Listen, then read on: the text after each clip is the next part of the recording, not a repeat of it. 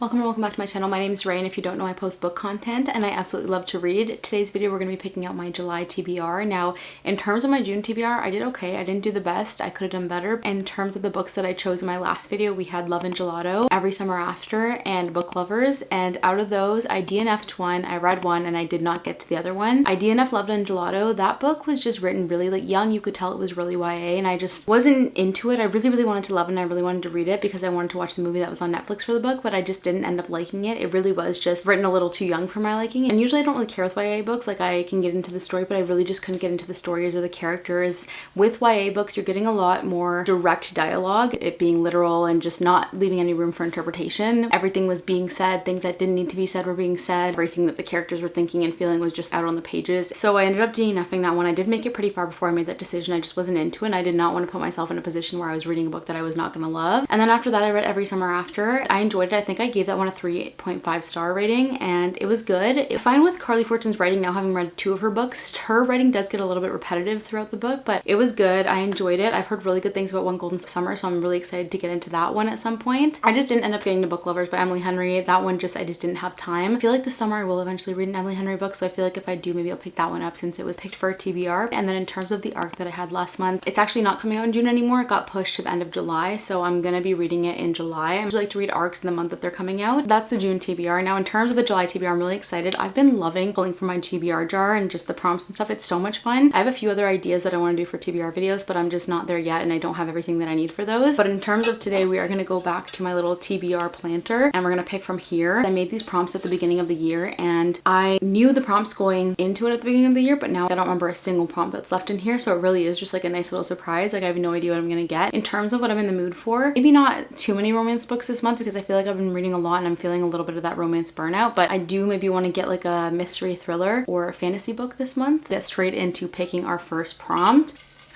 This is the one. Okay, so the first prompt we got is a book that has been on your TBR for over a year. There are a lot of books that have been on my TBR for over a year. Okay, I'm gonna go grab a few options and then I will come back and we will chat about them. Okay, so I had a lot of options for this prompt because I've had a lot of books on my TBR for over a year, which is like not good and really is calling me out. And so it is humbling, but I do have 2 options that I think would be a good pick for this month. The first one is Yours Truly by Abby Jimenez. This is the second book in the Part of Your World Interconnected Standalone series. And I know that this is a lot of people's favorite book in the series. I think it follows 2 doctors and there's really good anxiety representation in here. I've had this on my TBR for a long time. Rebel Witch by Kristen Cicerelli, and I have had this book since it came out in February 2025, I believe. I had to look it up because I was like, I definitely bought it like that week it came out, but this has been on my TBR for so long. It's literally just the second book in a duology. I could definitely finish off a series by reading this one. First one I loved so much. I'm pretty sure I gave it 5 stars. I know that a lot of people like this one even better, so I feel like I just need to read the duology, conclude the story. I just feel like this could be a really good read. This is about a witch and a witch hunter. Well, this is the second book in a duology by Kristen Cicerelli. The first one is called Heartless Hunter, or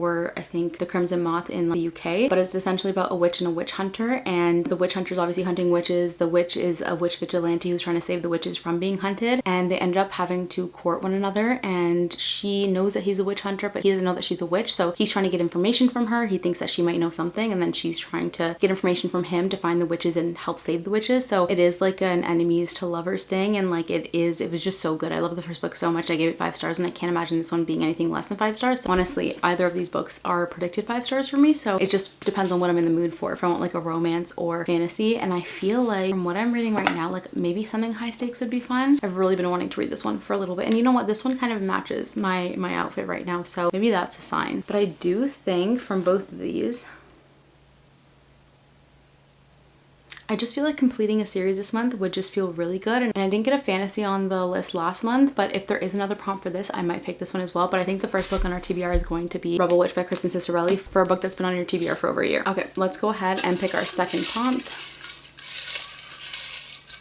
This one seems small. Did I grab 2? I did grab 2. Let's just pop one back in. Okay, so now we have a 5-star prediction. I feel like we could make this really easy and just choose Yours Truly because I feel like this one could be a 5-star prediction, but I am gonna go check my shelves and see if there's anything else that also could be a 5-star prediction before I just lock in on this one, because I feel like there's quite a few books that I feel like are gonna be 5 stars. So I'm gonna check and I'll be right back. I did pick out a few other options for us to talk about just to kind of let my brain kind of think a little bit about what I want to read. First option we have is still Yours Truly by Abby Jimenez because I definitely think this is going to be a 5-star based on what I've seen about it online. We also have Dolly All the Time by Annabelle Monaghan, and I did almost start this book when it originally came out last month, I think, but I've just heard a lot of good things about this being Annabelle Monaghan's best one yet, her best work yet. I just feel like I've already loved her book so much, and it's really funny because the first ever reading vlog that I did on the channel was for Annabelle Monaghan. I just love her writing. She has a very special place in my heart, and I've just heard this is her best work. However, I do think I want to read It's a Love Story and this together because I haven't read that one either yet, so I might read that one first, but this is definitely an option. I feel like this could be a 5 stars. But her books are just really good. They're full of depth. They're also full of just women finding themselves later in life and just feeling stuck at certain points and finding themselves, and I just feel like her books have a lot of hope, but just like a little glimpse into the future, and just knowing that even when you're nearing 40, like your life is not over, you still have a lot to do and live for. So her books are just like really like the perfect summer reads in my opinion. I do think I want to read the other one before this, but it is one that I think could be 5 stars. And then we have My Luna by Kelly McNeil, and I've heard a lot of good things about this one as well. I've heard it's like very emotional and heartbreaking and devastating, and I feel like any book that makes me cry typically is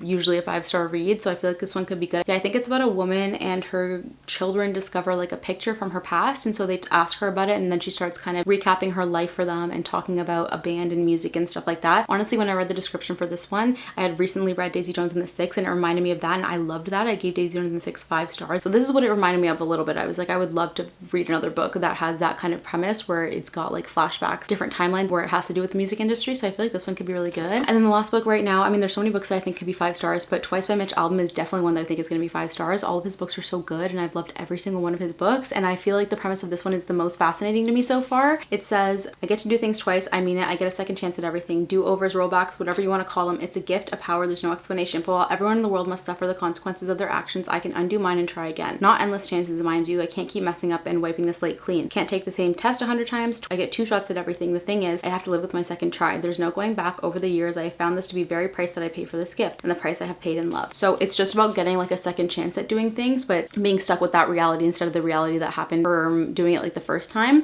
His books are always good. They're so good, especially like even if you're in a reading slump, I find that his books will just like pull me out of that. And not that I'm in a reading slump, I just feel like his books are just the perfect reads. Like he's one of my favorite authors of all time, and I want to read all of his books at some point. So just because I feel like I want to have more diversity in terms of genres on my list this month, I do think I'm going to pick Twice by Mitch Albom for 5-star prediction. I know his books are always going to be high rated. If you haven't read Mitch Albom yet, he's the author of Tuesdays with Morrie. That's his most popular book, I would say, that people know. So if you haven't read him, highly recommend him, but I am going to add this one to the second book on my TBR. Usually I pick 3 prompts on this channel, so we're going to pick our third and final prompt just because it's more realistic for me to get to 3 books. By an author who publishes using initials. I'm gonna go pick out a few options because I don't think I have anything on my TBR cart, and then I will be back. That took a little bit of time. I'm actually realizing that there's not a lot of books outside of fantasy that have authors that have initials or that they publish with initials. So the best we got were like middle name initials, so that's what we're gonna go with. I have 3 options right here. The first one is Blood Over Bright Haven by M.L. Wong. Now this one has been on my TBR for a little bit. I've just heard great things. I think it's a standalone fantasy book, and I feel like you don't really hear of standalone fantasy books often, so this seems really exciting. Because it's a standalone fantasy, like I'm inclined to pick it up because I don't think that it'll feel like adding to my series list, so this one could definitely be an option. But I do think that this is something that also just like screams fall, like fantasy fall. Like, I think that this could probably be really good to read in like September, October months, so I don't know, something about this is just telling me to like read it in the fall, so I think we're gonna not go with this one. We have A Requiem for Fallen Stars by Hazel S. Wilkes. I think that's how you say her last name, but it's the first book in the Cadence of the Fallen series. I don't really know how many books there's gonna be. I think is there 4 out? But I saw one review of this on TikTok and they really like raved about it, and so I got the first book. I didn't buy the whole series, so I'm really proud of myself. I've just heard it has like a lot of good yearning. It's an academy setting and she has to win back her freedom or it'll cost her life. Interesting. So I think that could be fun, but I don't know. This could be an option though. And then the third option we have is The Trident and the Pearl by Sarah K.L. Wilson. This one I saw the author, I can't remember where it was, Instagram, TikTok, and she was talking about the book, and I think it has to do with sirens and like the underworld, like the kingdom under the water, and The Little Mermaid and Beauty and the Beast were 2 of my favorite Disney princess movies growing up, and I feel like this is just giving like a Little Mermaid vibes, but like fantasy world and a little bit more intense. Okay, so our main character is forced to make a deal with the gods for salvation. The gods, they're making her give up her titles and marry the first man to set foot on the pier. Yeah, okay, so it feels like it's almost like a Little Mermaid retelling. I could be completely wrong, but that's what the summary is kind of giving me. So everyone has secrets. The gods have secrets, she has secrets, her new husband has secrets. Oh, this could probably be like a good enemies to lovers. Okay, so it says this is the first book in the spellbinding new romantic fantasy series from Sarah K.L. Wilson. Now, I don't know if she's written anything else before. before. This is the first book that I've heard and seen of hers, but I was so excited when she was first talking about this and publishing it that I like got it right away when she published it. I just think the cover is absolutely stunning, and I just feel like this is the most summer screaming book out of the pile that we have right now. So I do think I'm going to go with this one for the third prompt. For an author who publishes with their initials, we're going to go with The Trident and the Pearl by Sarah K.L. Wilson. So that's the third and final book on the TBR, and like I said, I do want to try to get to Return to Sender this month because it comes out at the end of the month. If it gets pushed again, we'll see if I get to it this month, but so far that's the plan. Those are the 3 books that I picked, but we'll just quickly recap them. For a book that has been on your TBR for over a year, we chose Rebel Witch by Kristen Cicerelli. For a 5-star prediction, we chose Twice by Mitch Albom. For an author who publishes with initials, we chose The Trident and the Pearl by Sarah K.L. Wilson. And those are all the books on my July TBR. I'm really excited about all of these. Let me know if you've read any of them and what you thought about them. If you stayed this long, thank you so much for watching. Make sure you like and subscribe to keep up with my content, and I hope to see you in the next one.